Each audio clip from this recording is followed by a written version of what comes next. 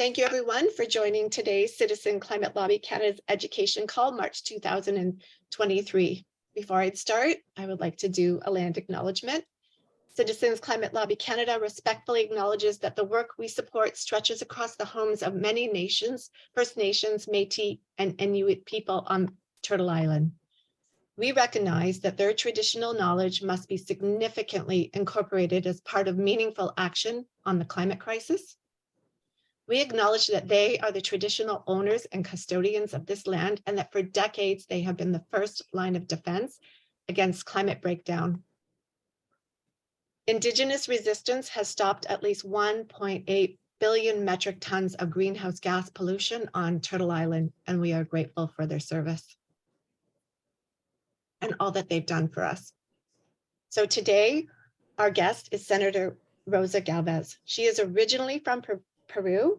She's one of Canada's leading experts on pollution control and its effects on human health. She has a PhD in environmental engineering from McGill University and has been a professor at Université Laval at Quebec since 1994, heading the Civil and Water Engineering Department from 2010 to 2016.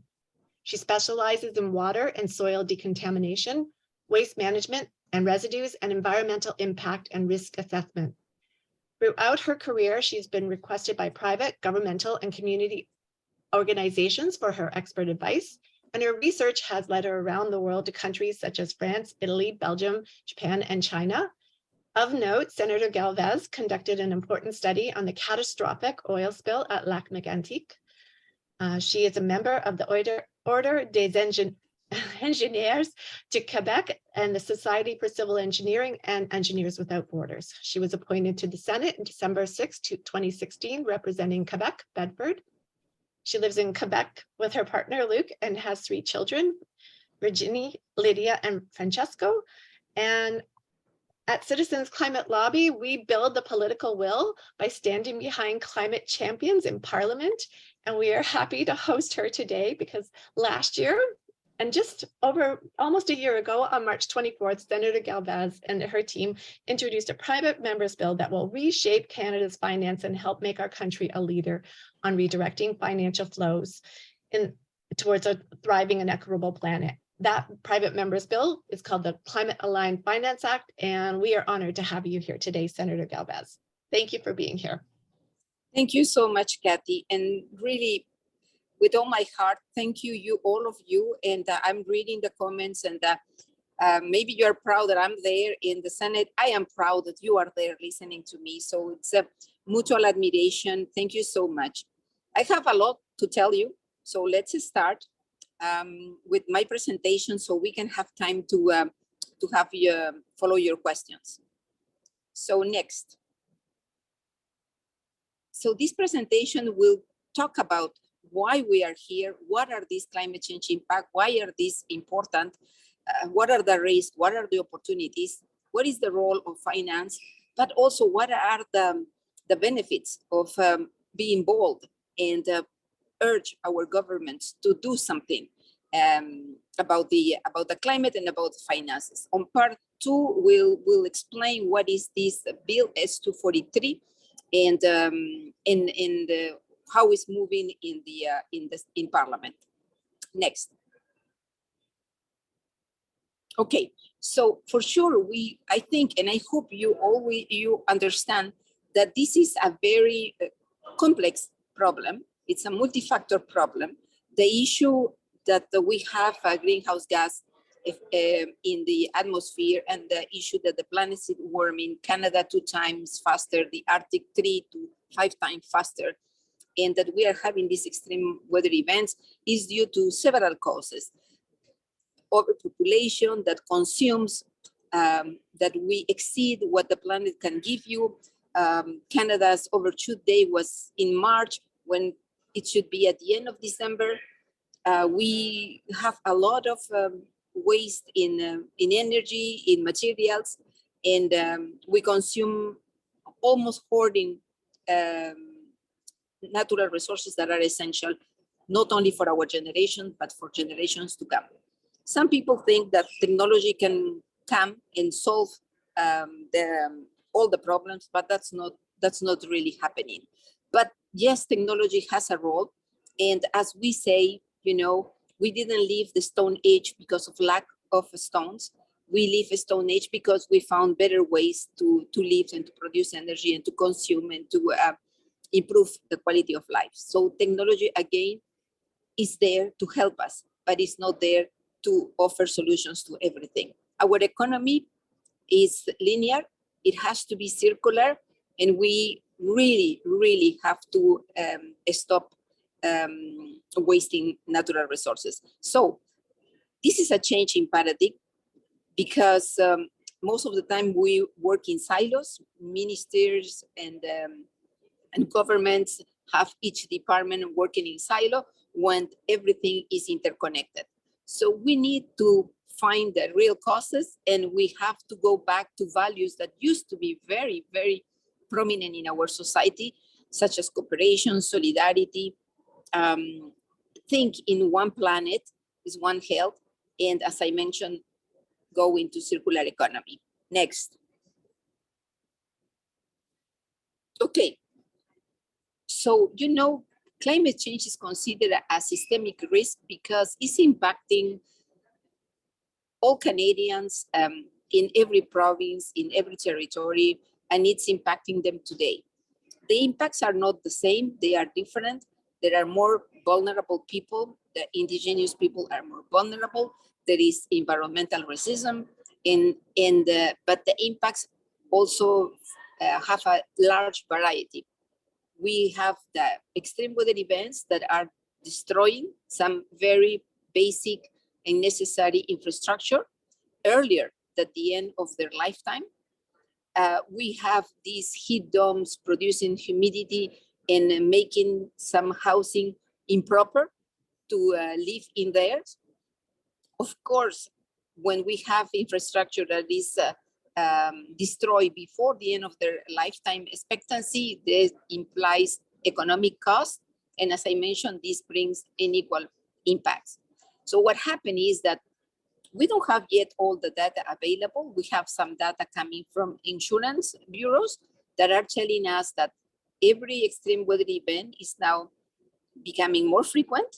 Actually, from 2022, it's in the future, we will recognize that 2022 will be the year in which extreme weather events became the norm, and it's not anymore isolated, an exceptional year. It is always there, and even sometimes, like in Canada in 2020, several extreme weather events can happen. Next. So I think there is you can push and there will be an animation. Yeah, exactly. So out of the economy of the G7 countries, unfortunately, Canada is the only country in the G7 that has not succeeded in reducing its total emissions.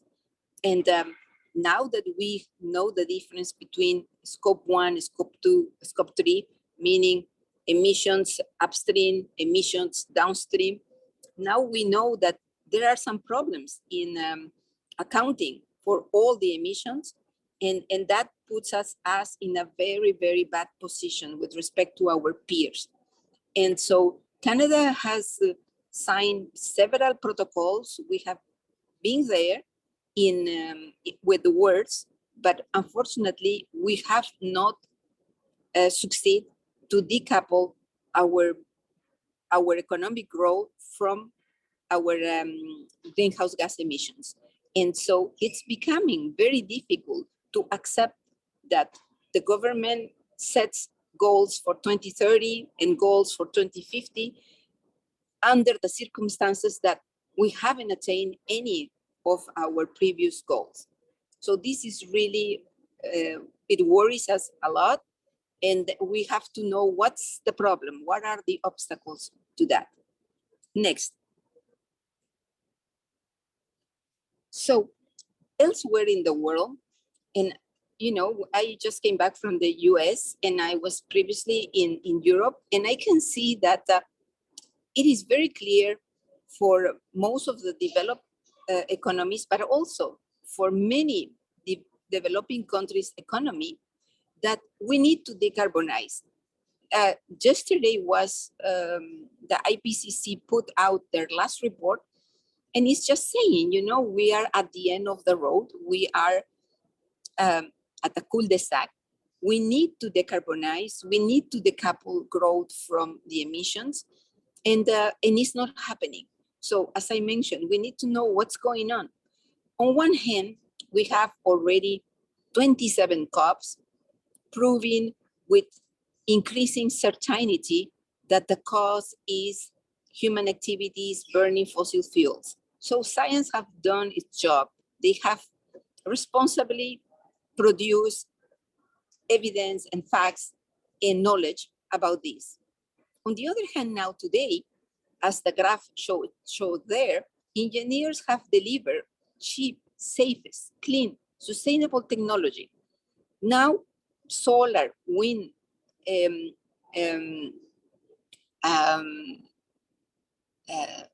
maritime waves produce electricity at very competitive prices. And it follows a learning curve, meaning that the more we learn about these technologies, the cheaper it will come. And of course, in parallel, there is a lot of development on batteries. So that's it. The technology is there to move from the Stone Age. But we are not moving, and we are still encouraging the extraction of petroleum. Our government bought pipeline that everybody's telling us that it doesn't make any economical sense. And of course, it doesn't make any environmental sense, but in addition, it doesn't make any economical sense. And the government also approved Bedunor.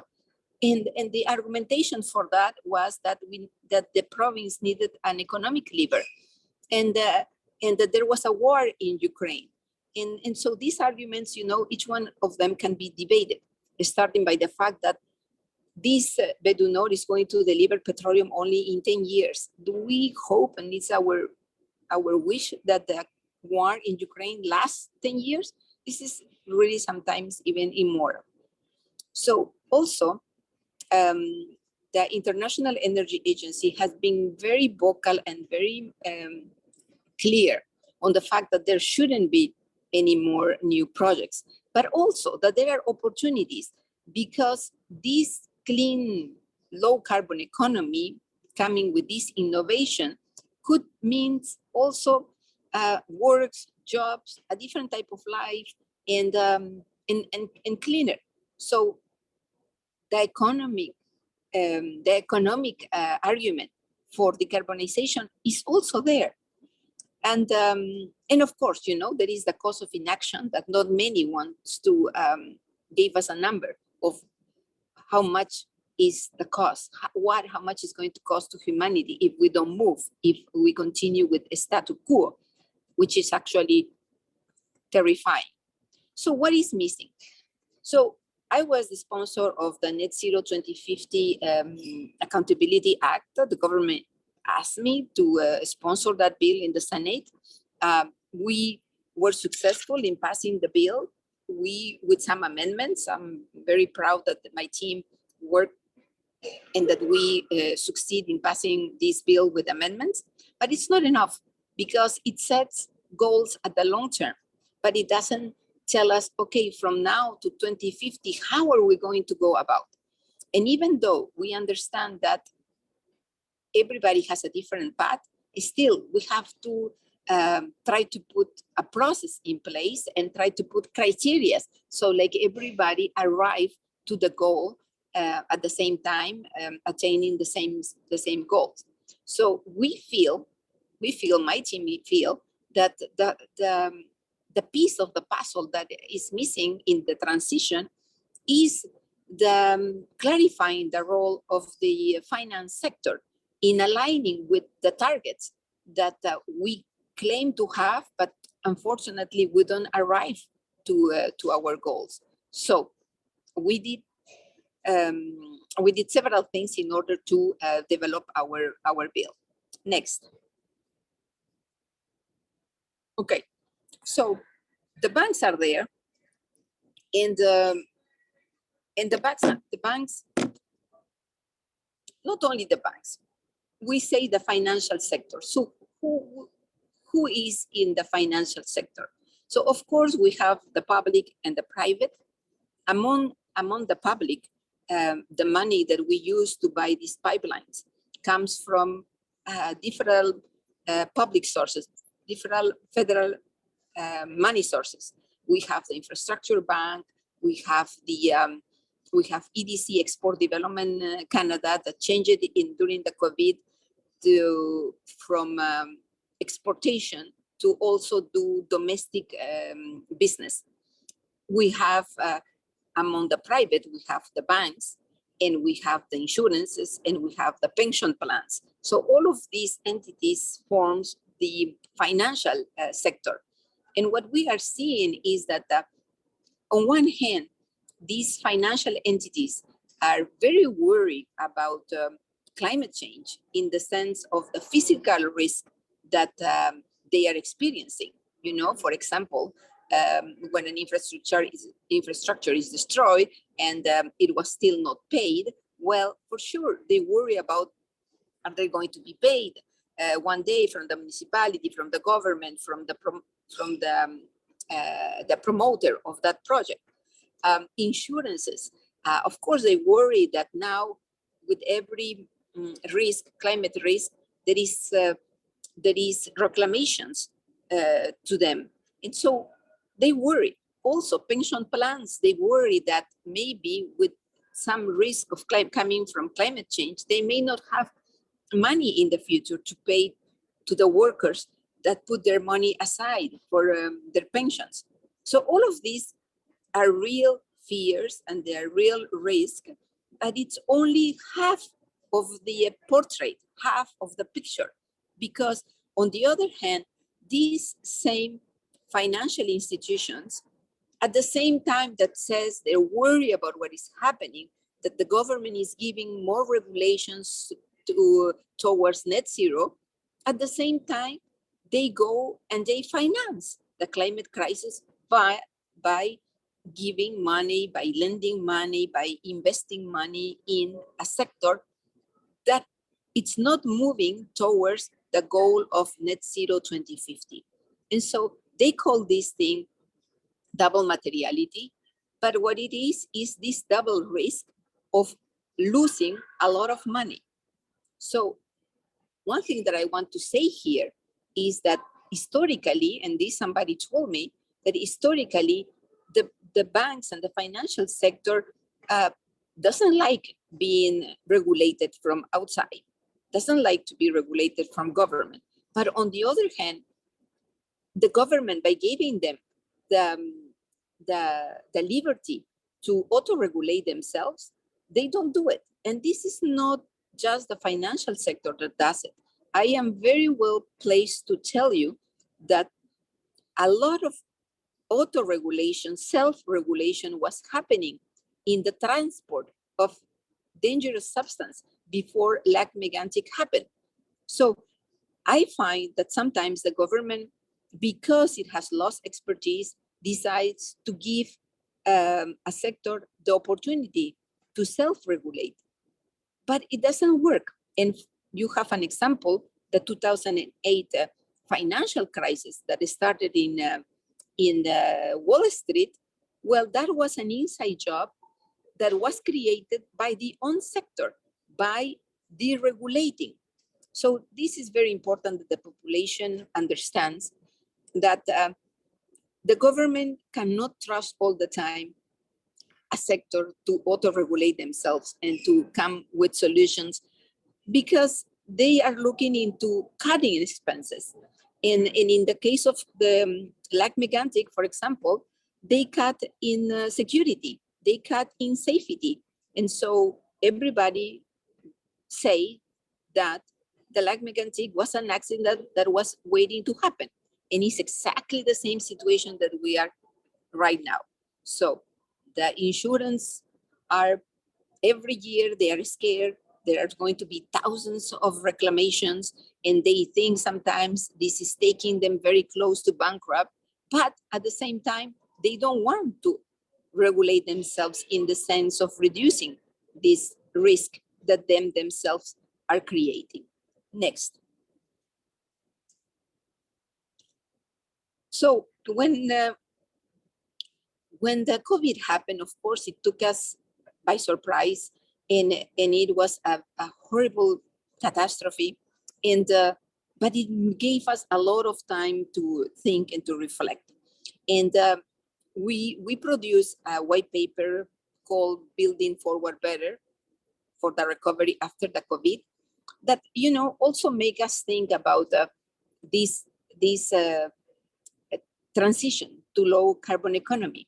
And we know that when the policies are designed, taking in consideration science, facts, evidence, and that it takes in consideration the social impact, the workers, such like the just transition, the role of indigenous people, and all of this, and it has a holistic view, we can accelerate these transitions that so badly we need. So yes, it is an ambition action that we are proposing. Yes, it's bold what we are proposing after we consulted with experts, but we cannot continue in this fake transition. As an engineer, we've been teaching engineers that we were in transition 20 years ago. And I am in Montreal. I was talking into a panel, and the same question arises. Young engineers here says to me, it seems that we've been talking transition for the last 15 years. And I said, no, we've been talking transition for the last 20 years. And so we have to, at the point, to really push our governments. Next. So we came out with a discussion with stakeholders, with experts from the finances sector, especially the sustainable finances academics from Europe, from Canada, and we start identifying what are the problems. So, for example, one of the problems is that we seem to be in an status quo. We seem to be in an inertia, and that we keep approving and continue with the oil and gas as nothing has happened, and we wonder why.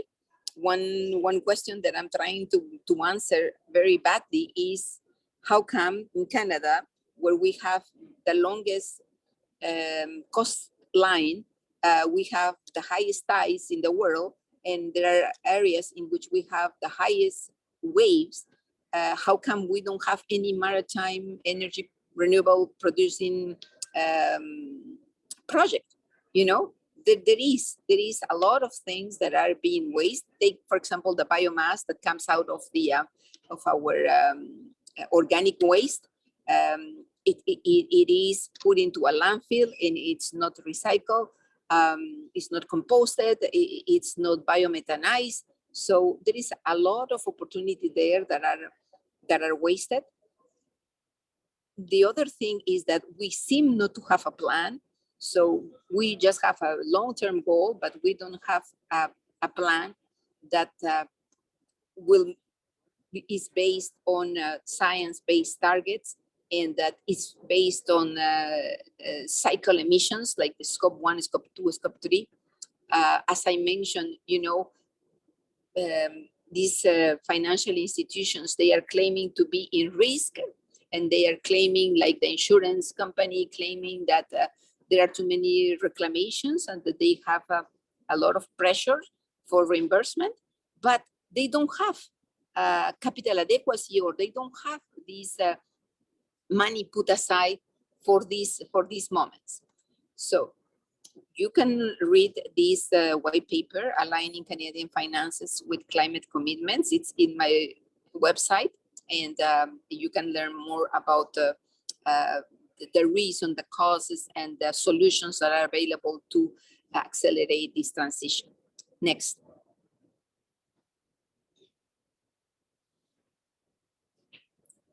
So I said that we had expert consultation. We hold for large sessions, and we put up a paper that is called What We Heard, where you can also read some of the conclusions of this consultation. Next. We have to give a special thanks to Concordia University and the Trottier Family Foundation, because they are the one who make possible that we hold these consultations. Next. Okay, so what is the bill? The bill is called a Shell Act because it has several parts on it.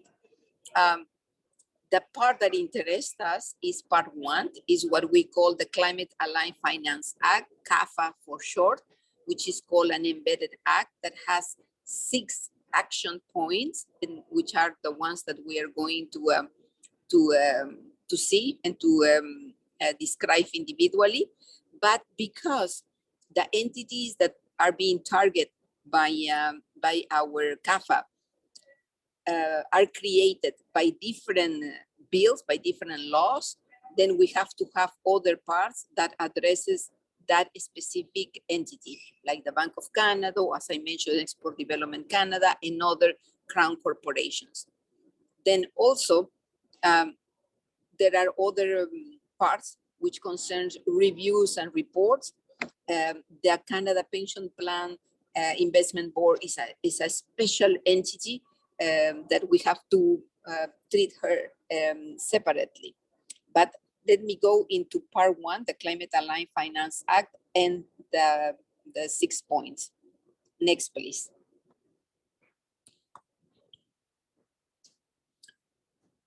Yeah, so this is the resume.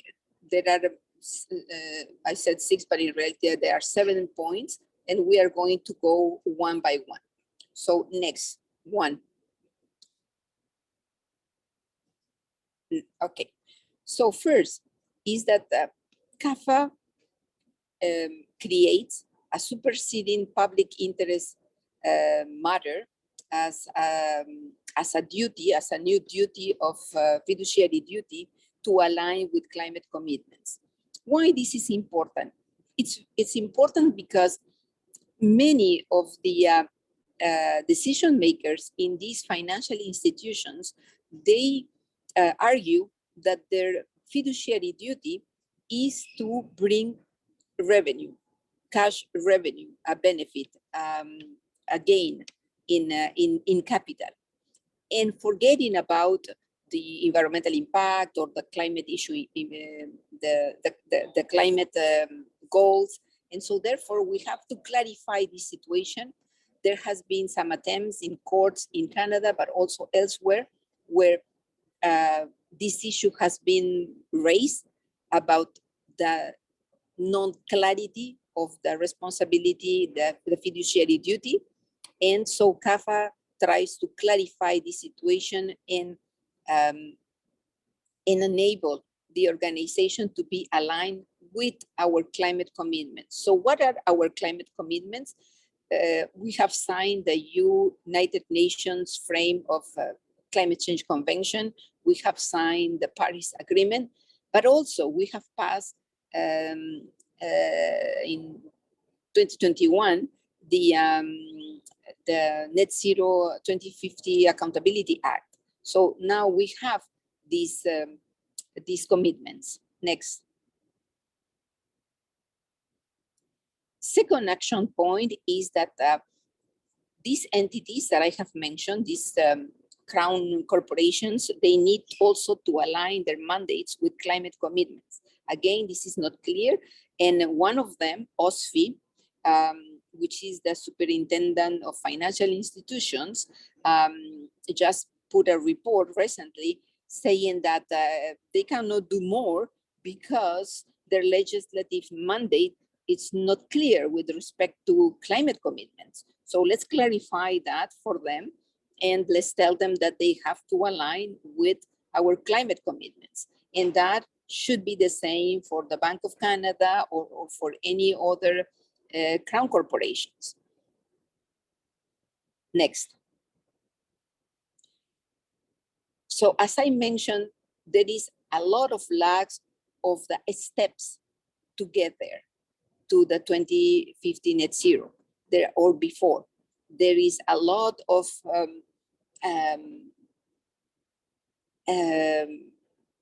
lack of path or process or intermediary goals. So we want that these entities, these financial entities, they set their targets based in science, based in evidence. They plan, that they present a plan saying exactly how they are going to attain, but also very important, they are going to report on the progress that they are doing.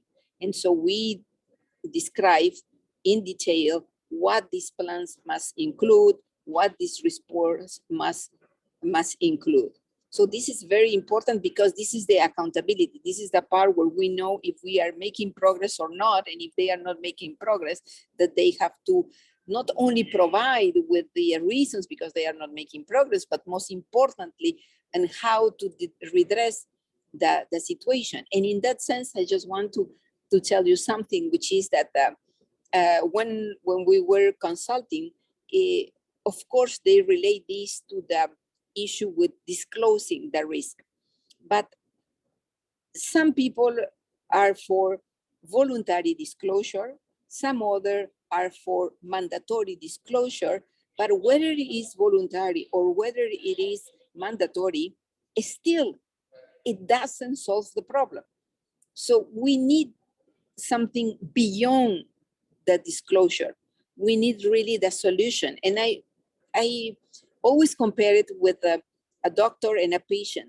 You know, what is it responsible that the doctor sees a patient that has lung cancer and just tell him, well, listen, you have a cancer. And that's it. And that's the diagnostics and that's the disclosure. And then just saying, okay, so this is the problem. Actually, it will be very irresponsible to just stop at the disclosing. What you have to do is, because you're a responsible citizen, and actually corporations should be at least same responsibility as a citizen or higher responsibility. So they have to go beyond declaring and disclosing the risk. They have to propose a solution. Another thing that I want to say at this point is that with respect to this responsibility, is that in the responsibility to solve the problem, not only the responsibility to disclose, but the responsibility to solve the problem, is that most of these entities finance projects, okay, like the pipeline or like a new tar sands or like a new aluminum industry or cement or any project or a new bridge. But the thing is that these entities, they decide that they're going to invest or they're going to lend money, but these infrastructures, whatever they are not in the headquarters of the bank or the pension plan or for the insurance. They are in places where there is not only shareholders, but there is stakeholders all around, and that therefore stakeholders have to have the opportunity to say also that what's happening with that infrastructure, you know? So, and this is when I'm talking about going very high with respect to the responsibility that they hold. It's not, the responsibility shouldn't be just to the shareholders, it should be to also to the stakeholders. Next. Another important, very important thing that we found, and that today in this panel also on reaching net zero came out, is the question of conflict of interest. All these boards that takes this decision on what they are going to invest, on what they are going to lend money, or even to give counsel advice with respect to a transaction, it is interesting to realize that they have vested interest in sometimes in industries that are in contradiction or are not aligned with our commitments towards a net zero 2050. And so, for example, you will have members of boards of banks that sit at the same time in boards of petroleum companies or sit at the same time in boards of pension plans. So if you Google that, you will find many reports that have been put out recently on this very important issue. So for example, somebody that sits in a board with petroleum company, which are looking for a short-term return on their investment, how can this person can genuinely and truly make also a decision with respect to its other position in the board of a pension plan, where they have to look into the long-term revenues, because a worker expects to recover his pension in 30 years, in 25 years. So these things have to be redressed. This conflict, this situation of conflict of interest that today they are legal, that today are accepted, we have to redress this situation. The other thing is that these same boards doesn't have people that has the expertise to take these decisions, because when it comes to the physics of the climate change, there is no scientific, there is no engineering, there is nobody that can make the assessment of the degree of the climate change risk, because this expertise is absent of this board. Next. So this is what I mentioned before about the insurance company that in the banks too, and actually you should follow what is happening with the small banks in United States and the big bank in Swiss, in Sweden, because they are not exactly related to the climate change, but they are related to corruption. They are related to bad business, and so in some way it relates to the fact that they are risking, they are put themselves in risky situations. Doing business with corrupted government puts them in risk. Financing oil and gas projects puts them in risk, because these new assets could become a stranded asset at a point. So it is a risk, and it's two different kind of risk, but at the end it's a risk. And if you don't have the pertinent or the capital adequacy aside to be able to survive one of these risky situations, then you are being irresponsible. So in this sense, this bill wants that OSFI, the Superintendent of Financial Institutions, develop guidelines. So like the financial institution develop new practices in order to have the adequate capitals that will be required under these situations of risk. Next. And we want the government to develop a financial products action plan in order to expand and collaborate with provinces regarding these security regulations, consumer protection. We know that the provinces are in charge. The jurisdiction of the provinces is to protect the consumer, so they have to work in harmonizing the regulations.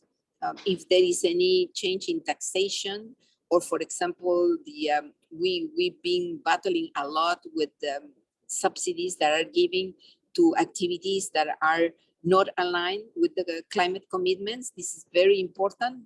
I can talk to you a little bit in this moment about the taxonomy. So, in this path to net zero, governments are working on taxonomy, saying, okay, what is acceptable, what type of activities and projects should be financed that take us attaining our net zero, and what activities should not be part of our investments or our financial services. So what happened is that, for example, Europe put out a green taxonomy.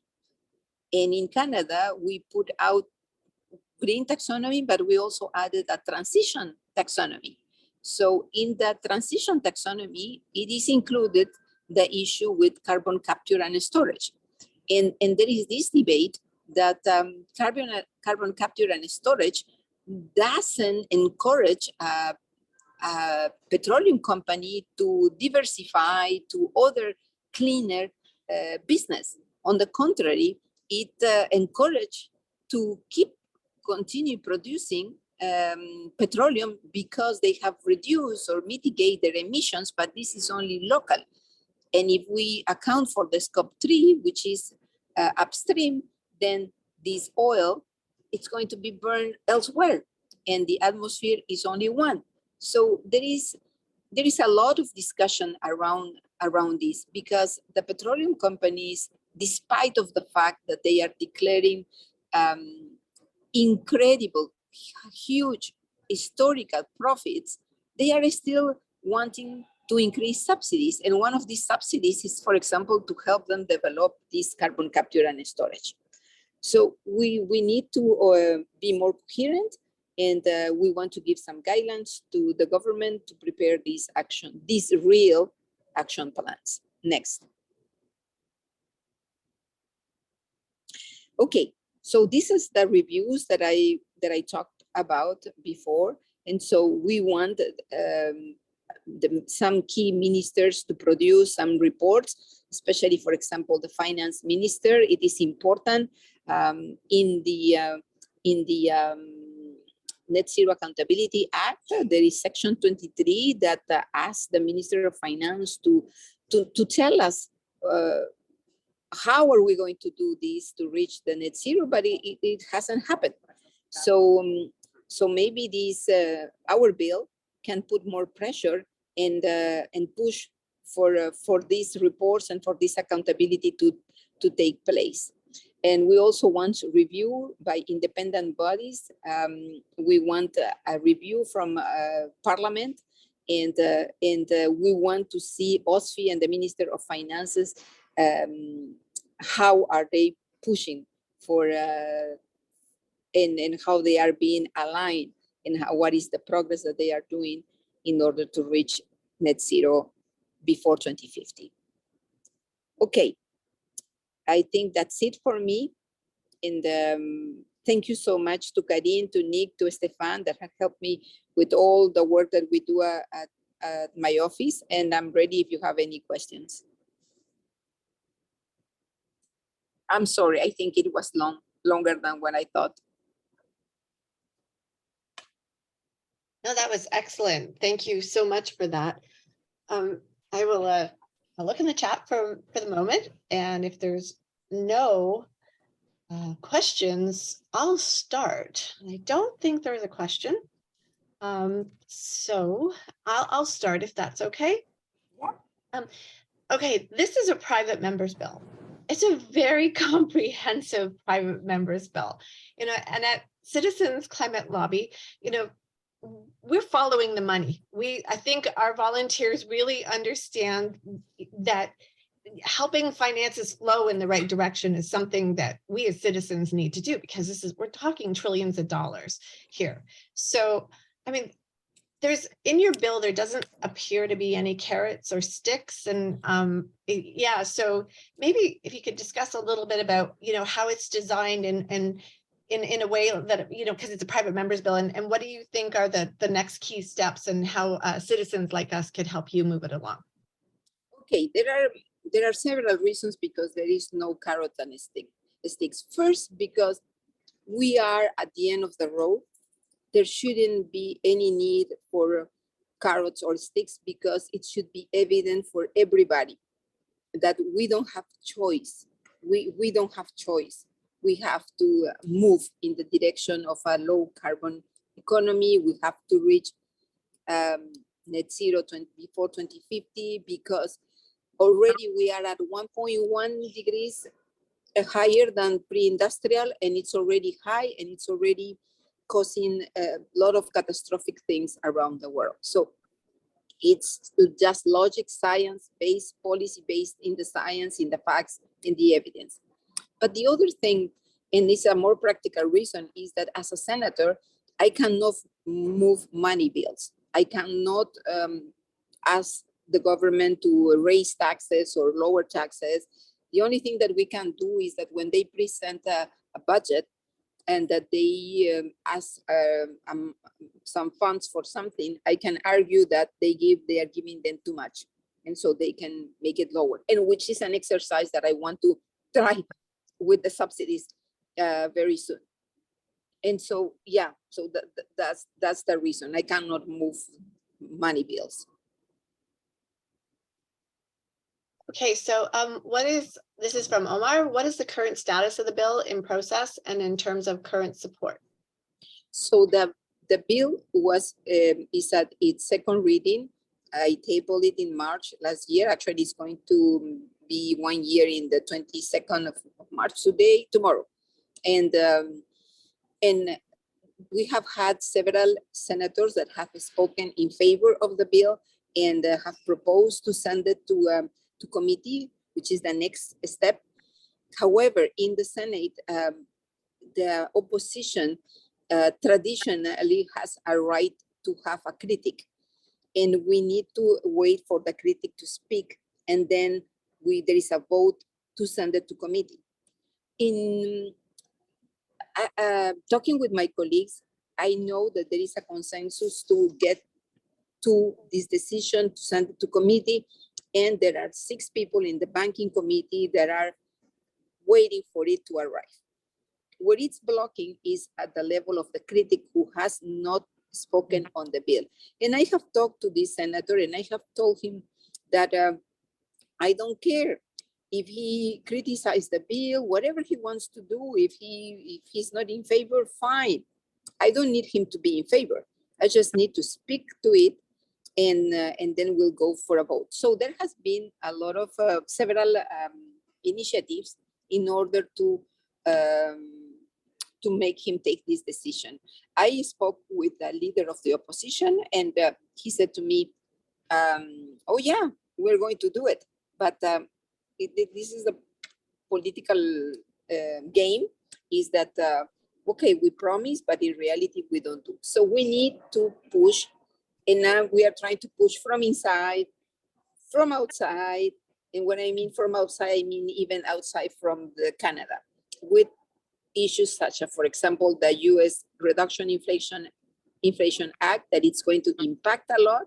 And so that is a big push to go in this direction. There is the Green Deal and the Green Taxonomy in Europe. Again, you know, there are things that are happening already.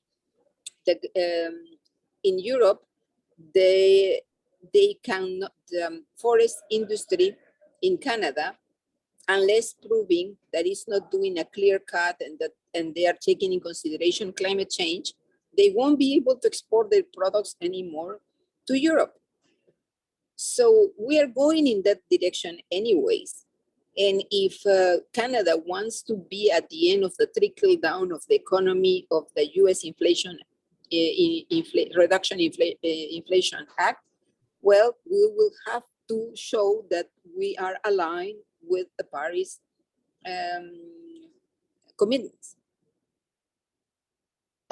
Just a little bit more about the in terms of support and who that critic is. To be clear, that's the critic in the Senate. Are you able to tell us who that person is? Because we do actually have a Senate action team here at Citizens Climate Lobby Canada. Maybe absolutely. His name is Senator Michael McDonald. Okay. Now I went to talk to him too, and it's so funny because he said to me, the leaders have to decide when. The leaders have to tell me that when I'll speak, but you know, they are playing ping pong ball, and then and time is passing, and so that's why we decided that we are going to They should talk to Stefan. Well, maybe my team, if they have something else to say, or more than what I'm saying.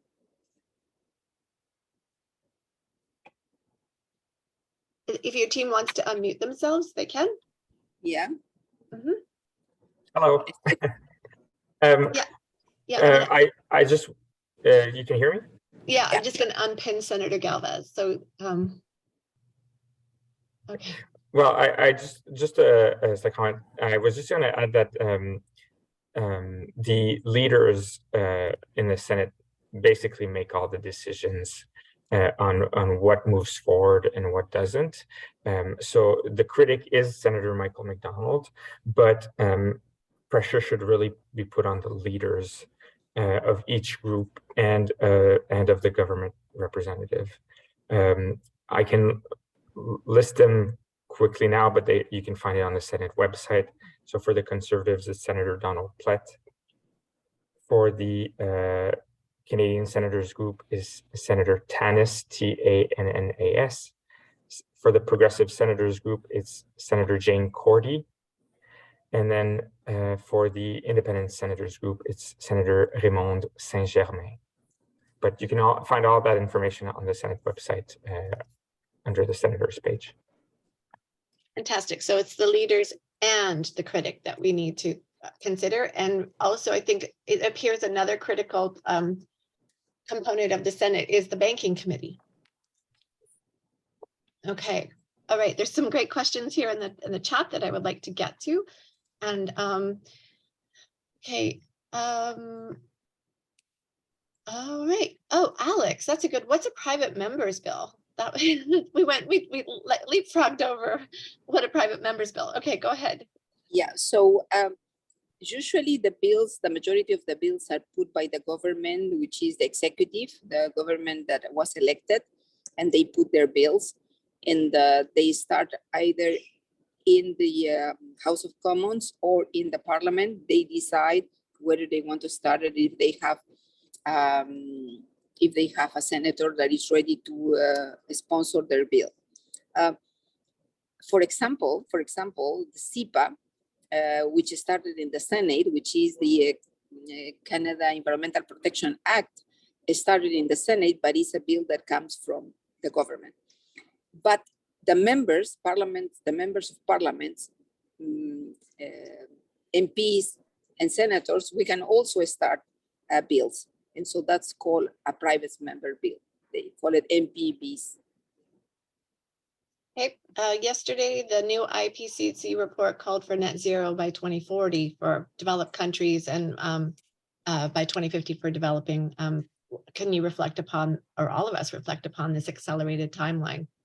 Oh Any my comments? God. Yes, it's, I know, it's very stressing. It's very stressing. And we see changes. What now it's important is the speed at which we move. And unfortunately, Canada is not moving at a convenient speed. Take, for example, the need of these cash flows in order to develop the renewable energy. So what happened is that we should invest in 4 times more than what we are investing. And we are not doing it. And we are not doing it because the banks, the banks are continue to fund oil and gas. And then there is this, and I'm going to say it because I just said, we had the governor of the Bank of Canada, Mr. Polos, after he finished his mandate as the governor of the Bank of Canada, he went as a member of the Enbridge board. So he comes back as a witness, and at the point he starts talking about carbon capture and storage. So, and which is sad is that nobody asked him, which hat you are wearing today? Which hat are you wearing today? And why are you talking to us carbon capture and storage? We're talking about reducing inflation. So, so there are these things. We are captured. Part of our government is captured by the lobbying of the oil and gas. And some people really believe in Canada that our GDP, it's complete function of our exports on oil and gas, and it is not. We are a service economy, but the misinformation, it goes to so many levels that some people believe that if we stop, completely with the oil and gas, then we are in big trouble. And it's only, right now, I don't know if I have the right numbers, but it used to be 8% of the Canadian GDP, oil and gas, 16% for Alberta. But we have many other things, and we could be developing many other things. And I think Karine wants to intervene. Karine, are you there? I am. Yes. Lots of noise in the background though, so I may have missed. Did you want me to comment on what I wrote to you? Oh, okay. Great. Senator Galvez did all the hard work of gathering the experts and putting this in legislative form. But the second that the bill was introduced, it's in the public domain. There's no copyright on it. Any MP, any senator could change one comma and reintroduce it. And the more there are bills on the same topic, the more increases pressure on the government to introduce its own bill. That's how it worked for climate accountability. The opposition parties had their own bill, and the government felt the pressure, had to do it. So if you're close to MPs, you can always try to get them to introduce the bill, and or a bill like it. If they don't agree with some parts, great, introduce all the other parts and let's have a conversation about what we don't agree. This conversation is just not happening as we speak.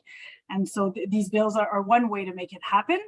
And another thing we learned recently is that in the House of Commons, they have that lottery to assign private member bill going forward, but any MP is free to introduce other bills that will just not move forward. So just as a way to bringing more attention to a topic like this one, an MP could just do a stunt and say, I'm introducing the same bill, it won't move forward, but I think it's important.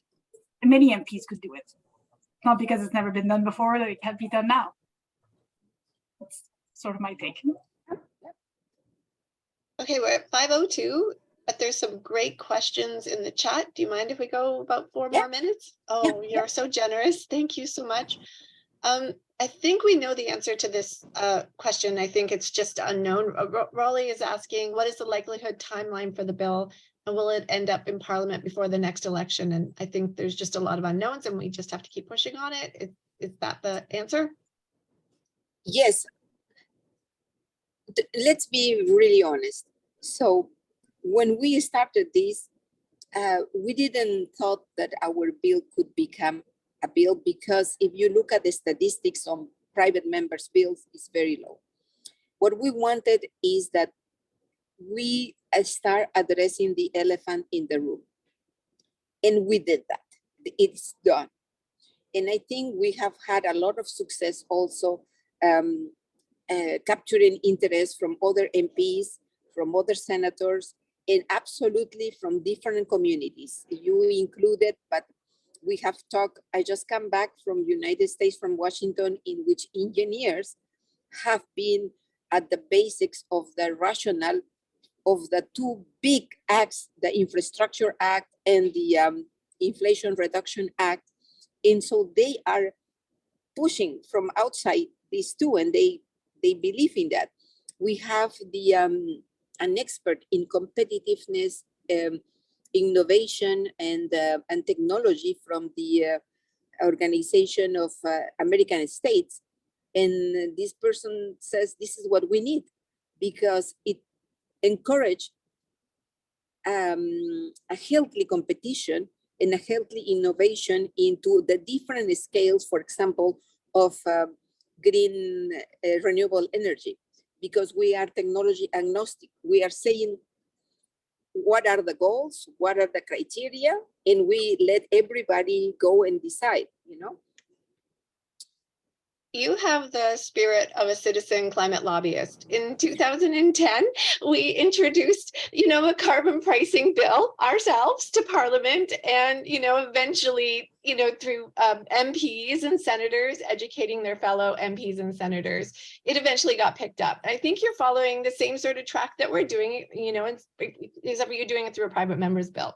So I think you're just one of us, that's for sure. For sure.